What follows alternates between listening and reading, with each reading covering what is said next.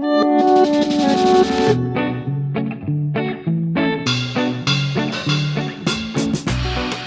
and welcome to The Waves of YA, a podcast focused on young adult literacy brought to you by the Ocean County Library's Teen Literacy Workgroup. My name is Sarah. I'm the branch manager at Waretown. Joining me today we have Colleen and Lacey. And Summer and LBI. In today's episode, we will be discussing fantasy. It remains a pervasive and influential genre throughout children's, young adult, and adult literature. Its appeal is simple: the magic, the supernatural, the worlds not like our own. And yet the stories can be quite complex. Today, we are going to discuss some recent fantasy trends and our latest favorite reads. Starting off, what is the book that you feel like first really got you guys into the fantasy genre? So I was trying to think of what I read as like a really young child that was fantasy. And the only thing I could think of was Goosebumps, because even though it's horror, it still had like fantasy elements. Yeah, like paranormal is like the mix of like horror and fantasy. Yeah. So I guess it's the paranormal appeal that I had really young. And I read all because I was a huge Buffy the Vampire Slayer fan. I think this is every single podcast I talk about Buffy. And I read all of the little novels that they had. That was what most of my reading as like a 12, 13, 14-year-old was. That just set me on my journey, I guess. I got into Buffy too as a teenager. You must be in the same podcasts as me. I can't remember exactly, but I also always end up talking about Buffy. It's so important. Yes. Yeah, I think I also got into fantasy pretty early. I wasn't a huge Buffy fan, sorry, but I remember very distinctly when I was in second grade, my teacher had in like the free reading section, The Hobbit by Tolkien. And I picked it up and I read it. And from then I was completely enamored. I was like, this is like nothing I've ever read before. It was so magical and so much and so all encompassing. And after that, I went on a full Lord of the Rings binge. And I think that's where not only my love for fantasy started, but my love for high fantasy started. Yeah. My God, you read that early. Yeah. I think what attracted me to the book was that it was different. Mm-hmm. And I'm glad that I did, because now I'm still to this day a huge Lord of the Rings fan. Oh, yeah. I didn't read them until I was in my teens when the movies were coming out. And I slogged through those and then read The Hobbit after that and thought The Hobbit was just so superior. It's just a better story. Yeah, I feel like Lord of the Rings was probably a lot of people's, because I was going to say, I was trying to think about my intro into fantasy. And before I even read the Lord of the Rings books later in life, it was one of those movies that was always on in my house because my dad's a huge Lord of the Rings fan, which made me be one later in life. Like my wedding was Lord of the Rings themed. That's awesome. But I was trying to think of like a book, and I feel like the earliest one I can remember is a book I got from the library called Vampire Island by Adele Griffin, which we no longer have in the system. I checked. Wow, it's about these three vampire children. It's this vampire family that live in like New York, and they're just dealing with kid stuff. Like each one of them is like the black sheep, and one of them's a teenager going through teenager stuff, but they happen to be vampires. But they're more like fruit bats because they only eat like fruit and vegetables. Like that's their thing. Because I loved vampires from a very early age, obviously. Mm-hmm. Oh yeah. And then I was thinking another series that I really liked in middle school was The Sisters Grimm by Michael Buckley, which is You're so making good. me feel very, very old right now, I must say, Summer. Well, I'm sorry. But and that one's like really dark and very supernatural as well. For anyone who doesn't know, who's listening, it's about these two young girls who realize that they are the descendants of the brothers Grimm, and that all of these fairy tale stories are actually documentations of actual events that may have been changed or watered down for the public, but the fairy tale creatures are very real and very dangerous, and they have to kind of control them in this small town. So that is a great middle grade series. I'm always trying to think of them and put them in my back pocket to remember, because middle grade is really difficult. I reread the first one as an adult like last year, and it held up. It was still really good. Okay. Maybe I can give that a whirl. That's always great when you go back and you're like, is it just nostalgia glasses or is that actually good? And you do get the satisfaction of learning that it was just actually really that good. It was like nothing I'd ever read before. I remember thinking like what you said about The Hobbit. Like I was just like mind blown. Like even the fact that it wasn't just fairy tale characters that were real, but nursery rhyme characters and Shakespearean characters. Oh, that is super fun. like So we've pop talked about from the past and how that kind of shaped where our love of fantasy came in. So now in the present, what are some of our favorite YA fantasy books or authors that we have now? Just for the schmaltz and the soap opera-ness of it, I love Cassandra Clare. And like, it's like, we can make fun of her writing like all day long, but like I go back to her. I read every single one of her books because there's going to be a crazy twist. There's going to be a crazy love story. There's going to be a really different cast of characters. There can be everybody from any kind of life is going to be in there. And it's just so much fun to read. So I love all of her books, like The Mortal Instruments, The Infernal Devices, even the new one set in Victoria and England. Like when there's a new book out, it could be 1,000 pages. I'm going to read it. Actually, I saw this TikTok once that was like, shout out to the librarian that gave me the Mortal Instruments books when I was 13. And that was really nice. That was you, yeah, Colleen. It's great. I was telling me like, read this. And then I also really love like more serious like a really super romantic fantasy. I love Cinda Williams Chima, her series, and I love Melina Marchetta's Lumitere Chronicles. That's like my all-time favorite like trilogy. I think about that all the time.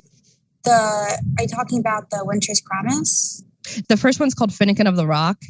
Oh, I think I misheard you when you said the author's name. It's Melina Marchetta. She's an Australian author.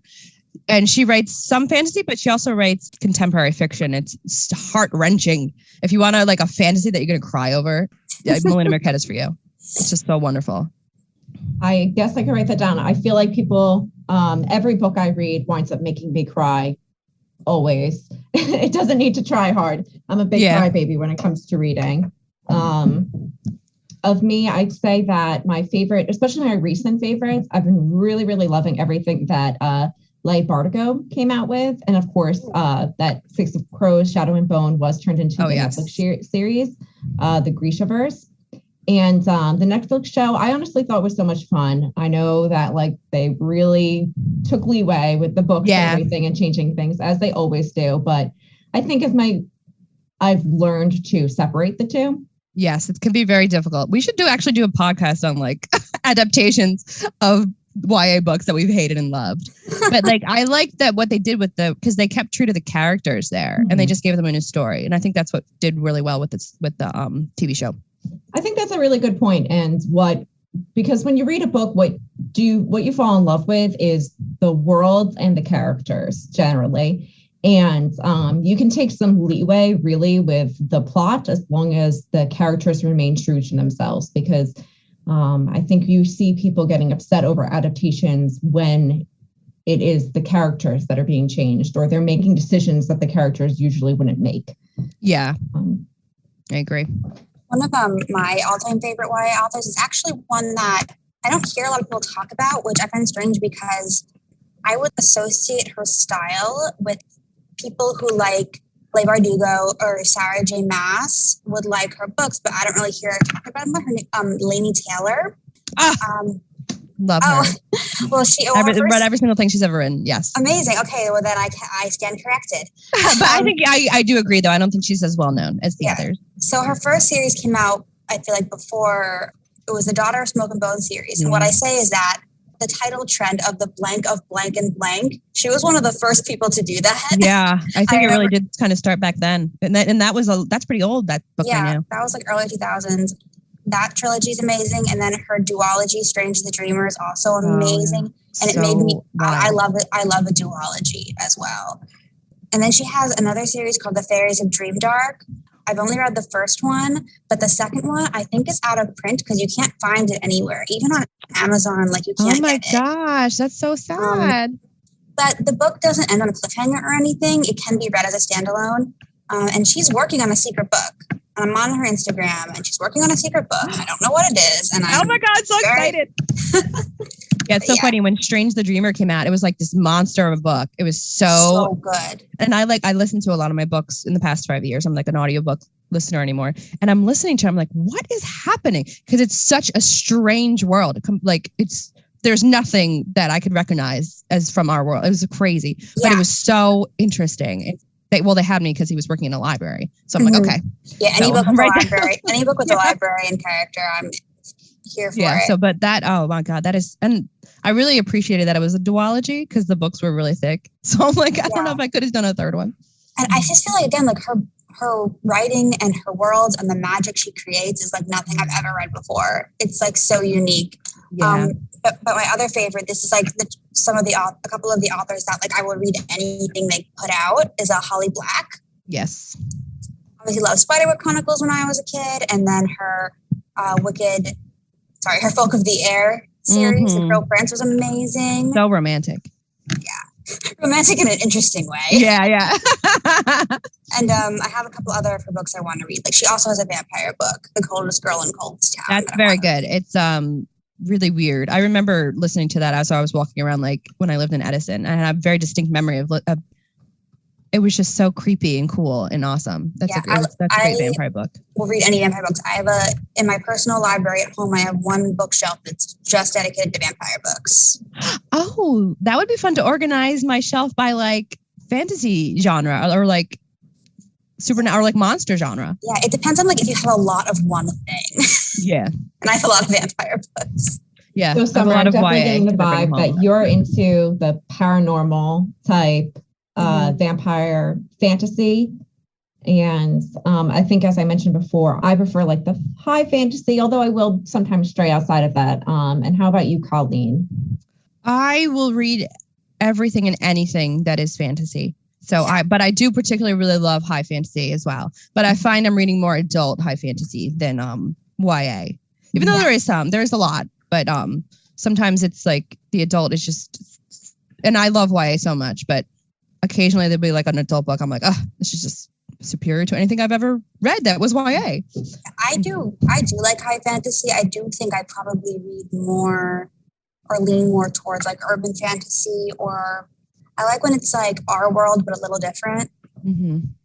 But I do like high fantasy. Like I do like A Court of Thorns and Roses. Mm-hmm. And I love Lord of the Rings, as I said. I'm blanking, but I'm sure I have a whole high fantasy sub-genre in my Goodreads. Let me click on that. But it's probably mostly like adult. I think it's, for me, one of those things that I never realized it until I sat down and actually analyzed it.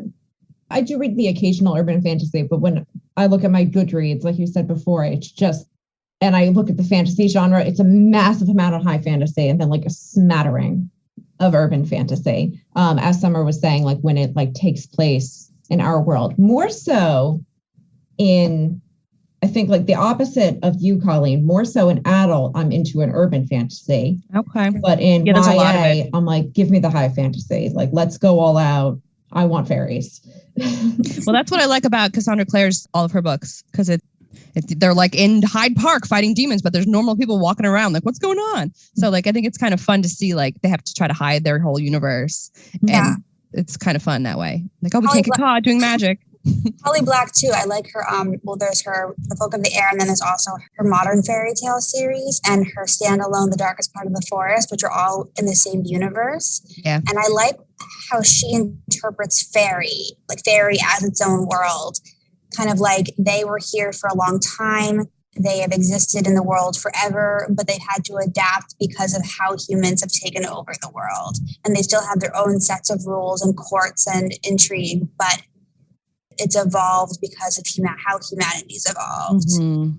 I think that's cool. And I think that's what we like about vampires and fairies, how they're like eternal and ageless. Like this, the Queen of the Fairies been around for 2,000 years. It's just like, so I wish I could live that long. It's just like something like that we humans strive. We never want our lives to end, and to be immortal would be really awesome.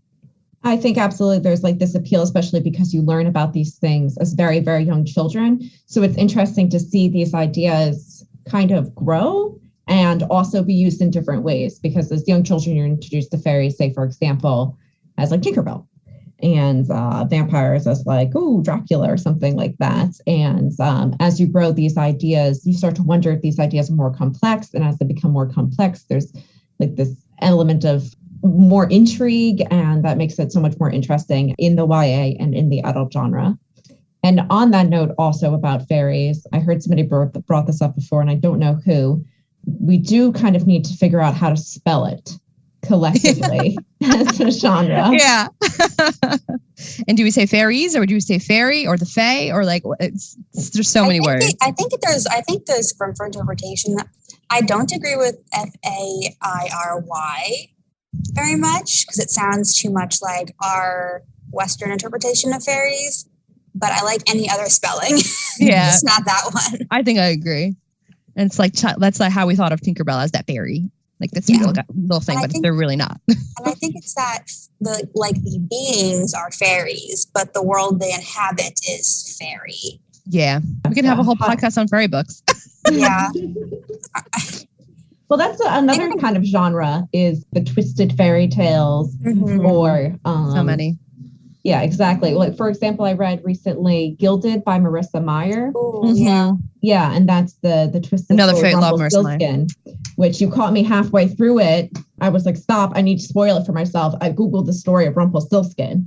And I don't know why that was going to help me. Like she was going to stick to the original plot. You never read the Rumpelstiltskin fairy tale? I did, but I was very young, so I really didn't It's really creepy, so I can imagine maybe you blocked it out of your mind. Exactly. Yeah, I loved the Lunar Chronicles by Marissa Meyer. Love Lunar Chronicles. I was a little disappointed with Gilded because everything else she's written I've loved. I'm going to read the second one if there's a second one, right? I certainly hope so because it ended on a cliffhanger. It ended on a cliffhanger. I didn't think it was going to be part of a series, but then it ended like that. So I'm still going to read it because I still do like her, but I just hope it's a little better than that because I only gave that like a 3. When normally I'm like I would say it was kind of run of the mill, but I still wound up enjoying it. And I was, as well as you, taken by surprise when the book finished, or rather, I looked at my audiobook and it said 30 minutes left. And Can't possibly finish in 30 minutes. That sinking feeling when you're like, wait, why is there such short time left? What's happening? Yes. Yeah, I thought that Gilded was going to be like just a one-off, but I guess not. And on that note, I want to ask, do you guys prefer a very long series, a trilogy, a duology, or a standalone in your fantasy? Or do you have a preference? I have a lot of opinions on this. Yeah, I think when I was younger, I really loved a series. And now, like, as I get older, like I don't remember if this book came out a year or 2 years ago, I don't remember what happened. So now I have to try to figure out what happened so I can read the next one. And it's very frustrating for me. Whereas when I was young, I could binge everything. So I try not to start a book if I know it's a series until like they're all out. So I'm like waiting to read Victoria Aveyard's Realm Breaker because I don't want to read it and then forget. But like, I don't know when the other ones are coming out. So like, that's on my list to read, but I haven't done it yet. So like, I'm liking like one-offs lately. Yeah, I really like a standalone because it's kind of refreshing because I know that everything's going to be wrapped up by the time I finish it. But like I said, I also love a duology, like Strange the Dreamer. And another duology that I read this year that was amazing was The Sands of Arawaya. The first one is We Hunt the Flame. Oh, yes. I haven't read the second one yet. It's so good. That series, like chef's kiss. It was amazing. And that first book was great. And the author's coming out with a new book. I don't know when, but it's called like Vampires in the Tea Room or something. Oh, that's like written for you. Yeah, it's vampires, and I think she said it's going to have like mafia elements, like kind of like Peaky Blinders and vampires, and I don't know. That sounds cool. I'm like, yes, yeah, actually, right. Duologies are really like happening right now, like, which is kind of cool because you get to do, instead of having maybe 1,000-page book, you'll do like 500. So, and it's not quite like as daunting as a trilogy or series, but you get to tell a bigger story. Yeah. So I'm not going to stand out from you guys. Same thing. I generally prefer standalones. Although, again, I remember as a kid, very much I would easily love to take on a series because I wanted more. I do think part of that also feeds into the nature of my job and maybe your guys' jobs as well, because we're trying to read so many different authors over so many different genres and so many different age groups. You really feel like, oh gosh, I don't have time for a whole series because you're really trying to get that variety. So like a monster, I very often only read the first book in a series and I'm like, oh, that's nice. And that's it. I stop there. And unless I'm super in love with it, for example, one book that I know I'm keeping tabs on to come back to later that also did the surprise, were actually a duology, was Beasts of Prey by Ayanna Gray. Okay, I've been meaning to read that. That was good. I cannot recommend it enough. A Pan-African fantasy story that happens where they have to go into the woods. This is nice like kind of different system of magic. It's very different from what you usually experience, with some elements of the same thing, I would say. Like the main character still gives off the same main character vibe that we get from a lot of YA fantasy main characters, but in a good way. All the good parts of it. So that's one that I definitely will be keeping tabs on. But I would say very rarely, most of the time, I just drop it and I move on to the next one. I feel like that makes sense. If you weren't in love with it, then you didn't want to put your time and energy into reading the rest of the series because you could find another book that you love even more. Yeah. Yes. I'm all about stopping reading something if it's not engaging to you. I do it all the time. I don't have time for this. There's millions of books out there. One of my favorite podcasts is called Reading Glasses, and they have a catchphrase, which is dump that book. Oh my gosh. If you don't like it, you're I love that. Yeah. No People reading. are like, I have to finish it. No, you don't. No reading guilt in this house. Another duology that was amazing was The Hazelwood by Melissa you know Albert. what? I actually did not like that first one, so I did not read the second one. I loved so much. How dare you? I was trying to explain to somebody what I didn't like about it, and I could not grasp my finger. I think I just didn't like the characters. Really? And if I don't like a character, like I was saying, I could read terrible written words, but if the character because I used to watch soap operas as a child, I think that's why. Like I watched General Hospital when I was 10 years old. So I have my characters I love. So I think that's what did it for me for that one. Okay. So I had a book recently. I didn't like the character, The Traitor's Game by Nielsen. Thank you. Thank you so much. I agree. The same way. Yes. And I loved her other series so much. So I'm so excited to read that. I'm like 10 pages in, they're already in love. I'm like, I don't understand what's happening here. Yes. What was that? What was and that? I love an enemies to lovers thing. I love that. Yeah, but I think as an avid romance reader, I think insta-love can be done if it's done right. Yes. Like it has to be done correctly. Yeah, I have to believe that these characters could possibly, this can really happen. And I'm willing to believe that. So if it's done right, I'm on board. But sometimes it's not. Absolutely. And this was an example of it not being done right. So that was disappointing. I read the whole thing because I kept having hope that it was going to get better. It's funny. No, I gave up real quick. I'm like, forget this. Dump that believe it. Yeah. And that happened to me with Sarah J. Maas's A Throne of Glass series. I loved her and the one character from the second book. And then they broke up. And then all of a sudden in the next one, she's dating this other guy. I was like, no. It's like, I don't accept spoilers. This. Oh, sorry, guys. Yeah. No names, though. And then others, but I don't know how it ends. I have no idea how it ends because I gave up. And there's like 6 books. And I'm like, I don't care. Yeah, I really liked Sarah J. Maas's A Court of Thorns and Roses. And I read her Crescent City series, which is not technically YA. And then I put the second one on hold and I started reading it. I didn't dislike it. I just think it wasn't the right time for me to be reading it because, first of all, it's a brick. Second of all, a lot was happening immediately and I just could not deal with it at the moment. So I might go back to it later, but I don't know. That's totally true. Sometimes you're not ready for I went to read the book Serafina by Rachel Hartman when it came, I don't even know when it came out, 10 some years ago. And I was like, oh, I don't like this. I don't know why everybody's saying this is so great. What's going on? But then I wanted to read the sequel, Test of the Road. And I'm like, oh, I can't read that until I actually finish Serafina. So I went back and read it and I was like, oh, this book is fantastic. I was like, what the heck was wrong with me at the age of like 22 or something? Like it just wasn't feeling it at the time. I thought the same way about A Discovery of Witches. Like it took me a third time reading it for me to like it. Oh, so should I try again? Because I actually hated that book. Maybe. I think also it's because I started reading it in like the beginning of September, and that's like when the book starts in the beginning of September. So maybe like the fall vibes were on point. Yeah, I want to like The Discovery of Witches and Deborah because I like Deborah Harkness as a person. And then, so I'm like, of course I want to like her writing, but sometimes there's just that divide. So I'll try again. You need to be in the mood for slow-paced fantasy. Yeah. Do you have like a subgenre of fantasy you like romance, horror? You know what? Elves. I don't know. Oh, I was thinking about this, and at first I was saying no, and then just like before with the high fantasy, urban fantasy, I looked over my selections, and I was like, wow, I read a lot of fantasy horror. I didn't know that about myself. I would never consider myself a horror fan. And then I read recently Within These Wicked Walls by Laura Blackwood. That's kind of horror. That sounds familiar. Why does that sound familiar, that one? I don't think I've read it, but maybe I've just seen it. Within These Wicked Walls, it's kind of like about her purging demons from a haunted house. Ooh. And then one of the ones I really liked was The Keeper of the Night by Kylie Lee Baker. And that's about her she's half Reaper, half Shinigami. Shinigami. And then also Beasts of Prey also had some very like horrific elements within it. And I had to admit, I was like, I guess I have a horror preference. So yeah, I don't really have a favorite like subgenre of fantasy. I just like so many different things, but I'll read really anything if there's a romance in it. Like I don't like something purely romance, but if it's a mystery with also a romance, if it's a fantasy with a romance, that just elevates any book to me. And I'm like looking at my all-time favorite because I have a favorites list on Goodreads, and besides like Harry Potter, everything has a romance in it.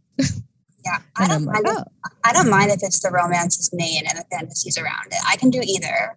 I don't mind a romance, but I don't specifically go seeking it out. And it is important to me when there is a romance that it is believable and engaging. And I guess I'm also biased towards certain types of romances that appeal to me more than others. I am like the opposite. I love fantasy and I love paranormal books as well, but I also am it only started like this past year. I got into romance as a genre, and now I am like an avid romance reader. I have such a diverse romance collection in my house right now, but that's more like adult romance, not young adult romance. Although I also read that, but so I'm reading a really chick litty book, young adult romance book right now, but I'm loving it as it's just light and fun. And it's like what I needed right now in my life. I don't like that term chick lit. Like I hear it a lot and I don't like it because it gives you the idea that because a book is aimed towards women, it's like bad. Yeah, it does have bad connotations. Yeah, so, but I go all over the board. I will read like a bunch of different genres and subgenres. Mm-hmm. That's a non-answer to the question. Sorry. No, it's okay. It's good to have some variety.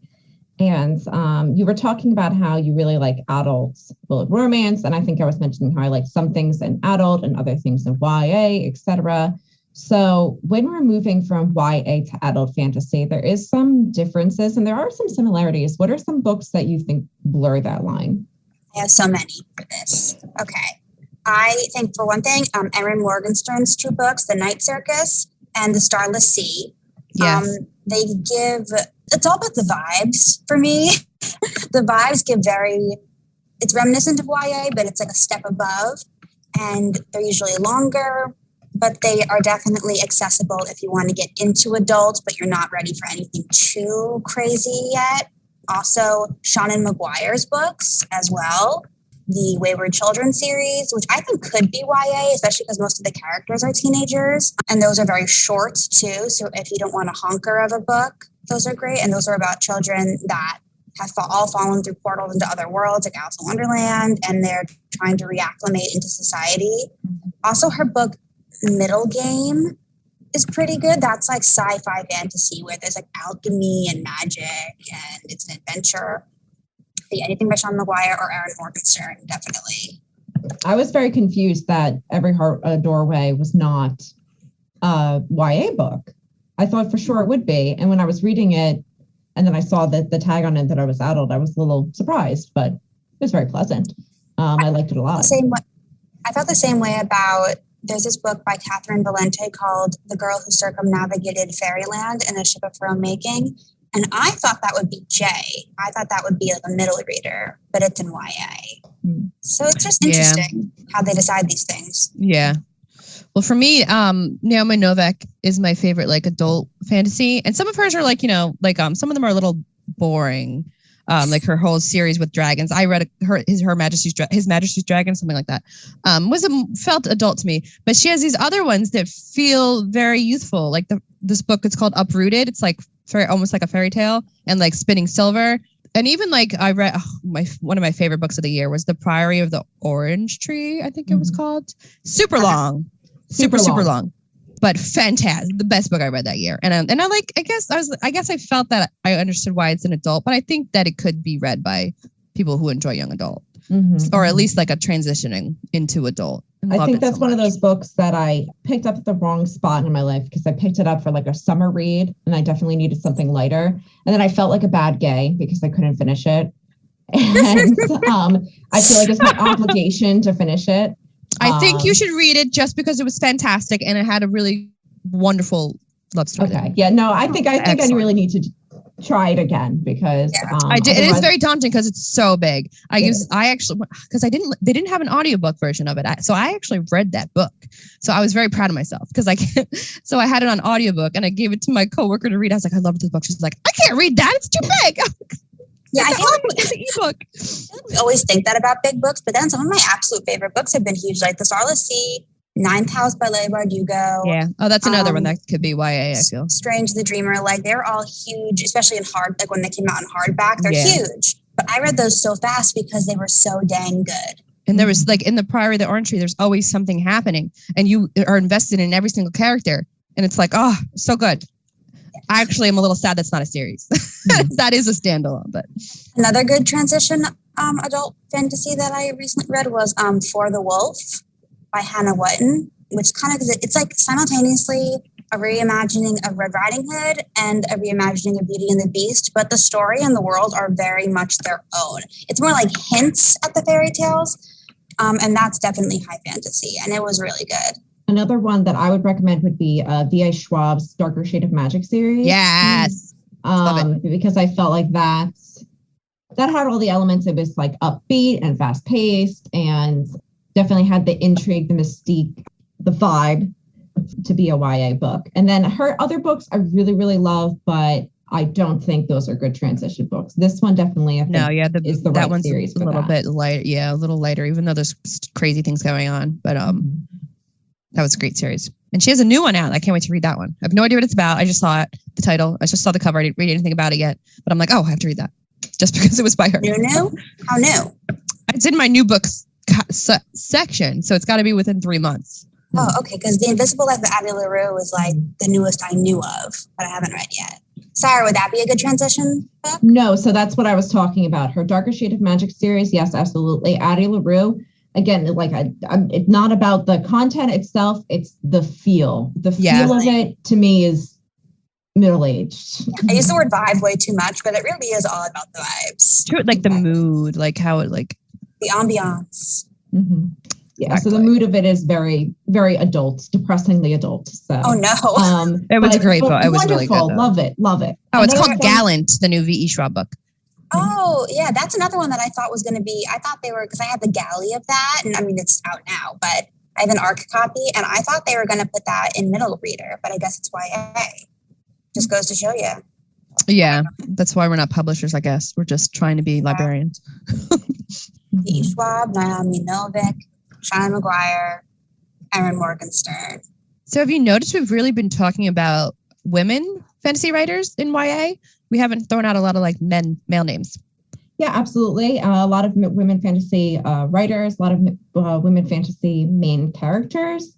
And this is something that I've heard brought up a lot, that YA fantasy and YA sci-fi is like a girls genre because of the proliferation of the female authors and of the female main characters. I don't know exactly why or when that trend started, but it definitely has been something that I see on the shelves. I see in our reading selection. So it can be difficult sometimes if I have somebody that wants to identify with the main character, maybe, and wants to get into fantasy. We don't really have anything, especially in YA. I see that in adult fantasy. Yeah, I was going to say, I wonder if it's like a trickle down from the publishing industry. I don't know anything about the publishing industry itself because I don't work in it.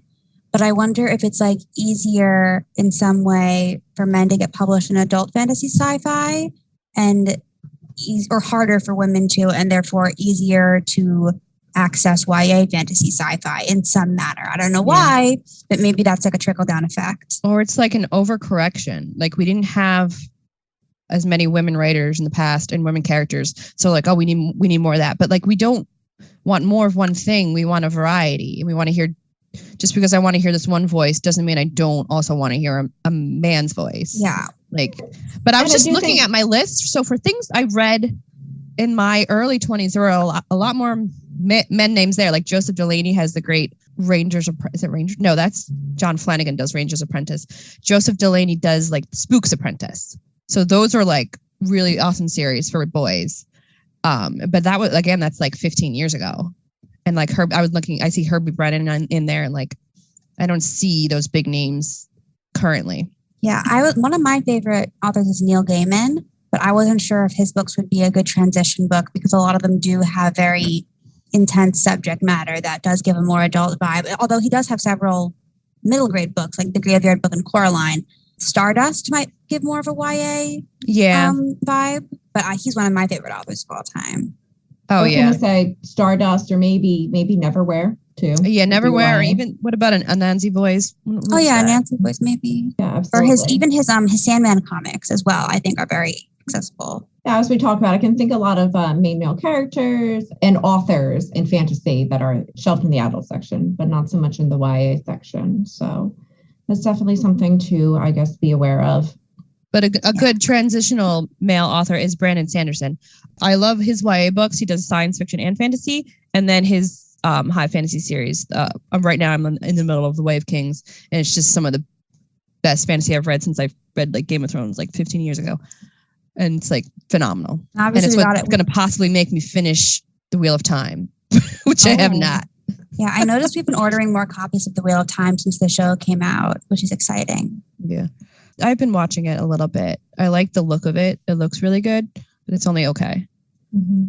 So hopefully it gets better. Yeah, and Brandon Sanderson definitely has a very interesting magic system. Definitely, I think, set the mold for a hard magic system where there's rules and regulations to everything.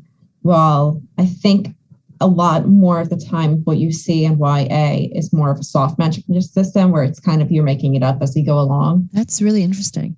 And I feel like a lot of times in like adult fantasy, there'll be more, not always, but there'll be more common. You'll see a hard magic system where it's more like that there's a magic, but the magic is very scienced almost in a way where there has to be certain rules, regulations, interactions, etc. Yeah. Yeah. That's how like Mistborn was. It's like you can deal with all these different elements, but like these people can do specifically this and this and this and this. And the world is already there. It's not like we're like a lot of YA, we're experiencing the world along with the character. Like we experienced Hogwarts for the first time with Harry Potter, but like a lot of adult series, you're just meant to, you're like thrown in and like the character knows about it. The character knows how it works. You're not like learning about it. You have to like kind of learn it by osmosis. By reading. Yeah, you have to pick up through context. And I think that's what also makes it like a little bit more challenging to get immersed in the world with adult fantasy because it isn't explained to you so much. I have a couple more transition recommendations. I have The Library of the Unwritten by A.J. Hackworth, who I think might be non-binary, but I'm not certain. And then Among Others by Joe Walton, which is kind of, again, about fairies, and it's set up boarding school in England. And so that one was really exciting. Oh my God, I haven't read that in so long. I forgot about that book. Yeah, and Anything by Gail Carriger. She does paranormal steampunk fantasy set in Victorian London. It's incredibly diverse. We have lots of LGBTQ rep. It's very, again, like it's an adult book, but the energy is very fun and raw. Yeah, I was going to say that's really light, like and they're light, fun fantasy. They're like beating people up with their parasols and they're riding hot air balloons and there's werewolves like running through London and it's amazing. Mm-hmm. That sounds like fun. And actually, a book that I have read with the male main character recently, I read this past year, I think it came out, Witch King. Why did I read that? Yes. So I can't say I loved it, but it was fun. And it was different. And that did have a guy main character. I don't know who wrote it, but. Yeah. Was that a transgender main character as well? I feel like I heard. I think so, yes. Yeah. I'm reading a book with a transgender vampire librarian. But it's an adult book. It's called Undead Archives, I think. Or no, Undead Collections. That sounds great. Anything with a librarian, as we say. Yes. So instead of just looking to read the adult fantasy, if somebody was looking to just get into YA fantasy at all, where would you recommend that they start? I would say definitely to stay away from the Meteor series, because I think that these can be a little intimidating. When you're like, read this, and if you read this, you're kind of obligated to read the next 5 ones. Yeah, maybe go for a standalone. Maybe go for a standalone instead. Like Holly Black's The Darkest Part of the Forest is a standalone, but it's set in her overall world. So if you like her reading, yeah. you can go ahead. It's so hard because I my go-to for like young girls that want to get into it is I always give them the Cinder, the first Lunar Chronicles book, because I think it kind of like you can, if you don't read the rest of it, I guess it's a little sad, but you can kind of just read the one. And I'm like, if you like it, there's more, but it's a really good, fun, awesome romantic book for younger people.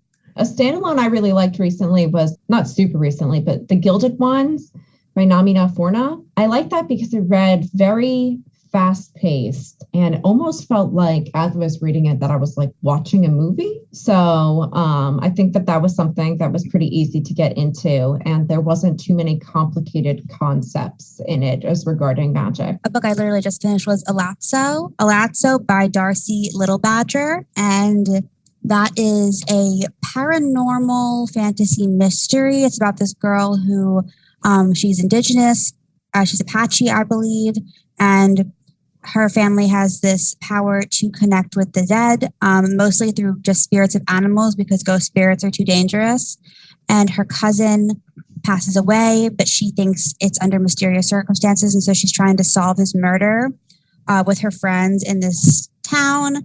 And it's a really like detailed insight into grief. And you learn a lot about the practices of that indigenous people, as well as it's like I said, a world where everything's the same, but it's kind of different because paranormal creatures exist in this world and everyone's kind of just aware of it.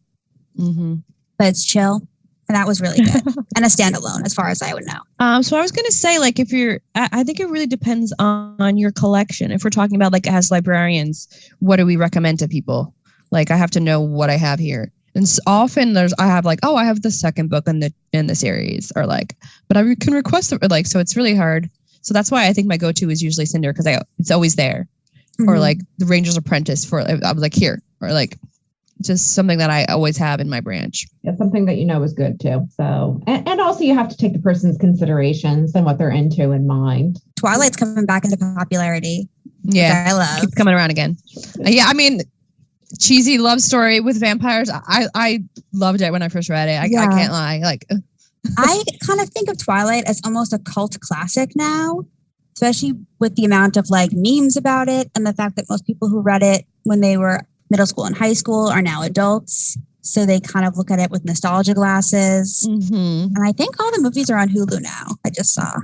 Are they on Hulu now? They were on Netflix. Yeah, I just saw them on Hulu. Though I do not like the new covers of the Twilight books they just put out. Oh, well, I hate it when they put the movie on it. I liked like the... No, they basically did the same thing, but they made the font a lot bigger and it looks awkward.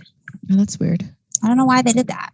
But yeah. Any last comments, questions, personal? Can I just do one more shout out to like one of my, because I was going through looking for a like standalone that I would recommend. So it's by Saba Tahir. I think that's how we say her name. It's a series of 4 books, and I found that out as I was finishing up the 3rd book, and I'm like, this is not wrapping up. Is it Shatter Me? No, it's called An Ember in the Ashes. That's the name of the first book, and that's the name of the series. And it's high fantasy. It's in this magic. It's almost like Roman times, where they're like warriors and like there's just a lot going on. And the characters are fantastic. And like I cry the whole book, every single book. There's 4 books. I cried the whole time in all of them. It's just like heartbreaking, but it's one of my favorite fantasy like books series that I've ever read. Thank you for joining us today. Be sure to check out the Ocean County Library's website for more podcasts and events on our website's calendar of events page. All titles mentioned in today's episode can be found through the Ocean County Library, free with your library card. Until next time, happy reading.